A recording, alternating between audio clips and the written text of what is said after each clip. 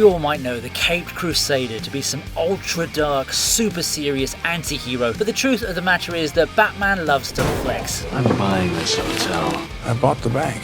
Maybe that's the secret to living long enough without seeing yourself become the villain. No, seriously, everyone wants to be Batman, even Deadpool. Look, DC and Warner Brothers might be having a hard time with the recent Discovery acquisition, but I'm pretty sure they're going to come out on top of the current scandals and continue with the Dark Knight's legacy. Nice car.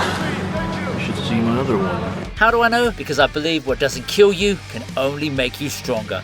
Anyway, there's still plenty of sass for all you superfans to behold, so today I'm giving you my top 10 Batman flexes in the movie. Alright then, let's get nuts. Tell me. Do you bleed?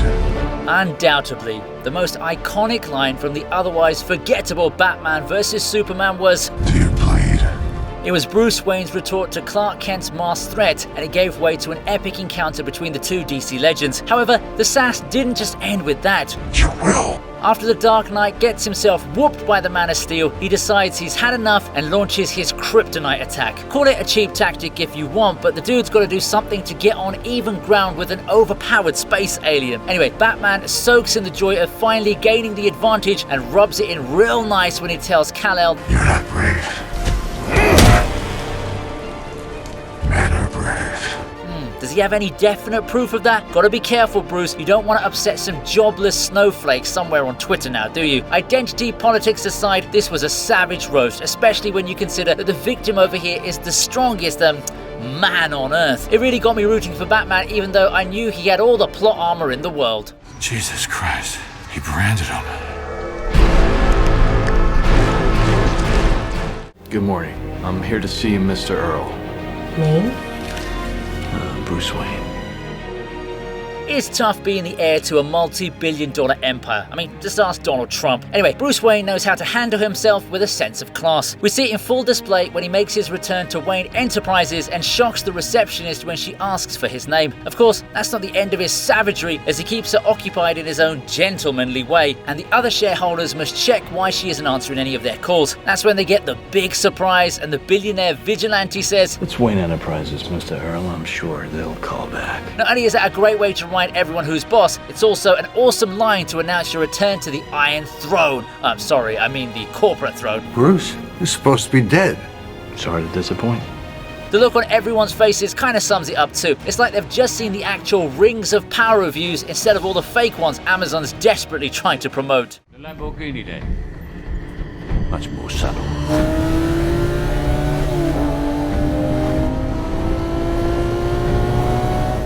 Tell me where the traitor is. Then you have my permission to die. Bane, Bane, Bane. What did they do to you?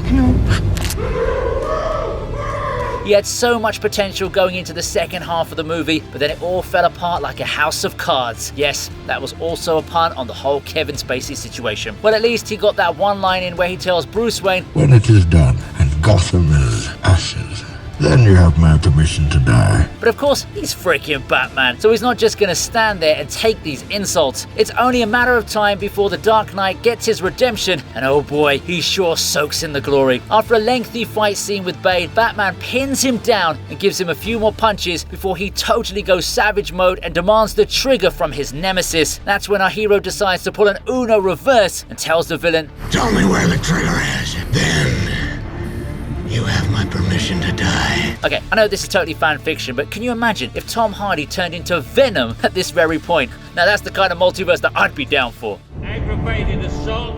Move to Arkham twice. I won't kill you, but I don't have to save you. It's always difficult when you're facing off against your mentor. Well, unless you're Darth Vader, of course. Batman finds himself in the same situation when he must confront Ra's al Ghul, and just to make matters worse, they're also in a train that's going to crash very soon. Now, I'm not going to describe the fight scene that follows because we're already familiar with that, but I will focus on the ending where Mr. Wayne gets the upper hand on evil Liam Neeson and decides to sprinkle some sass all over that French beard. Basically, his guru tries to taunt him about his morality. You are just an ordinary man on a cape. That's why you couldn't fight injustice. But the Dark Knight sees an easy way out when he says that I won't kill you, but I don't have to save you. See, this is exactly why Liam should just stick to saving his daughter and wife from Eastern European kidnappers. I believe this is your plane, sir.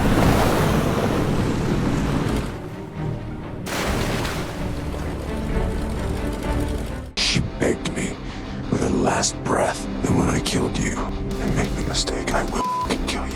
So Batfleck may have faced a lot of criticism for his overall role in the Snyderverse, but that additional scene in the extended Justice League cut was simply mwah. We got to see the true essence of the Caped Crusader when he faces off against the Joker in a very ugly war of words. Listen, I don't care what some Gen Z kiddos have to say on Instagram Reels or TikTok, but this wasn't the most epic exchange between these two legacy characters. However, I will admit that it was still an amazing confrontation. I also like Jared Leto, who gives his last decent performance before it's morbid time for him. A truce, Bruce. But as expected, the star of the show is Batman, who reminds his arch-enemy that Harley Quinn wanted to see him dead. Top it off, he also says that he'll most definitely kill the clown without even the slightest bit of hesitation. That I do it slow. I'm gonna honor that promise. Damn bro, that sends some chills down my spine.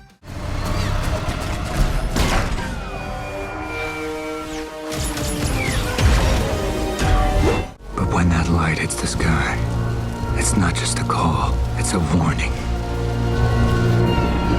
To them. If anyone told you that one of the best movies of 2022 is 3 hours long, you'd probably think that I was tripping. Only thing is, you'd be wrong, because The Batman is easily my favourite superhero film from the current year. Now, Robert Pattinson might be mostly remembered because of his extra black eyeliner, but his introduction was easily the highlight of this neo-noir thriller. It all starts with an ominous narration that slowly eases into a small-time goon trying to make a sus living. That's when the bat signal is prompted, and our hero announces that it's a warning. But the best part is when Bruce mentions, They think I'm hiding in the shadows, but I am the shadows. man, that sounded so cool, it made me want to become a shadow too. You wanted me. Here I am. Who are you? I'm whatever Gotham needs me to be. Who? I'm Batman. This just got complicated. How did you get the house back from the bank? I bought the bank. Isn't it nice when old rivals make up with each other? After the tremendous events that led to the eventual defeat of Steppenwolf, Superman needs to sort out his living situation because the banks are being meaner to him than Taylor Swift is to any of her exes. Luckily, he's got a new friend in a bat billionaire, so Bruce Wayne makes life a lot easier for the Man of Steel by simply buying the entire freaking bank. I bought the bank. Look, I know Superman saved the world and stuff, but bro, did you really have to flex so hard just to show your appreciation? Guys, I don't think you understand how much money it takes to buy a financial institution. This is the kind of stuff that dudes like Drake want to rap about all the time. The whole bank. It's like a reflex with me, I don't know. And I'm gonna throw you a fundraiser. But I'm not up for re-election for 3 years. No, you don't understand. One fundraiser with my pals. You'll never need another cent. Batman might be a wealthy tycoon, but that doesn't mean he can't be petty with the man who's dating his ex. Rachel decides to bring Harvey Dent to a dinner meeting with Bruce, and as you'd expect, the billionaire vigilante wastes no time in making his superiority known by flexing his status and getting the staff to do as he pleases. So let's put a couple tables together. I'm not sure that they'll let us. Oh, they should. I own the place. Of course, the dudes talk about politics for a while, and that's when Harvey mentions the support he needs for his campaign. This gives our hero the perfect chance to suggest a fundraiser event with his elite circle. Harvey tries to act cool about it, but Christian Bale spares him zero respite and says, No, you don't understand. One fundraiser with my pals. You'll never need another cent. The look on Harvey and Rachel's faces says it all, doesn't it? Also, what kind of pals do you have, Bruce? Are you running a secret eyes wide shut cult here?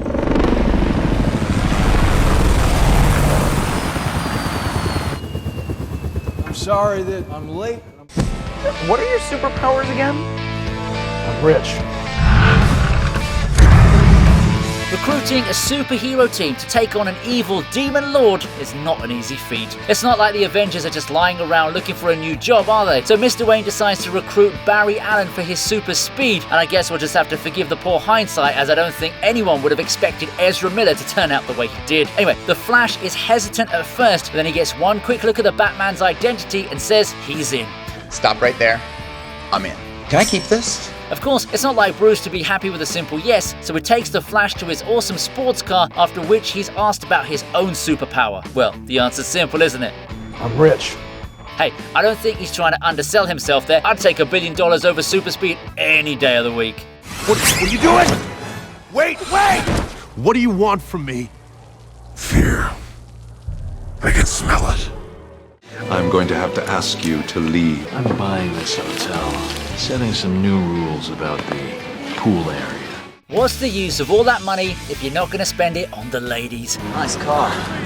You should see my other one. Batman already knows the scene, so he ends up in a hotel to discuss business, whereas he's just there to show off his new European girlfriends. It doesn't take long for his women to attract attention when they play with each other in a miniature pool, so the manager tries to flex his authority over Mr. Wayne by asking him to leave, because it's not a matter of money. That's our hero's cue to pull one out from his book of sass by simply telling the man, I'm buying this hotel, setting some new rules about the pool area. to add insult to injury, he jumps in with his lovely ladies to remind everyone that all work and no play makes Bruce a dull boy. As to what exactly does Bruce Wayne do with his time and his money? Drive sports cars, date movie stars, buy things that are not for sale. And there you go. Those are my top 10 Batman flexes in the movies. Fancy a volume 2? Let me know in the comments and check out my exclusive links in the description below. Alright then, I'll see you next time on TV Regent.